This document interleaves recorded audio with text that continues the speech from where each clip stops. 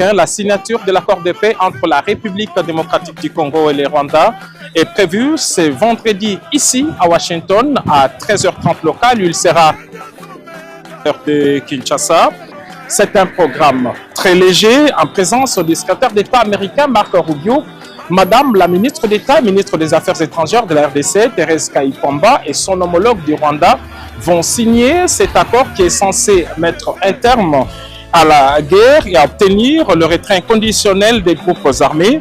Ce texte, comme vous le savez, repose sur 4 piliers, à savoir le retrait des troupes rwandaises de la RDC, un cessez-le-feu global, l'engagement de ne plus soutenir des groupes armés, de plus des dispositions sur les désengagements et le désarmement et l'intégration conditionnelle des groupes armés non étatiques sont également envisagés.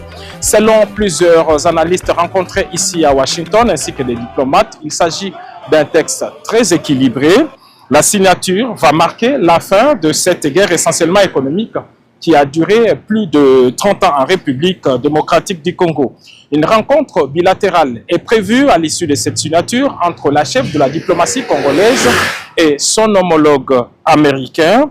Et dans la foulée de cet événement, Madame Kayikwamba a prévu d'animer une conférence de presse ici à Washington pour expliquer les tenants et les aboutissants de cet important accord. En ce qui concerne les textes lui-même, il s'y est de signaler qu'il est le même que celui qui a été paraphé il y a une semaine ici même à Washington.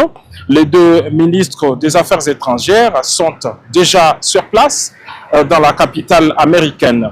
Madame Thérèse Kayikwamba est accompagnée d'une forte délégation de la présidence de la République, ceux-là qui ont travaillé avec efficacité et discrétion sur cet important dossier.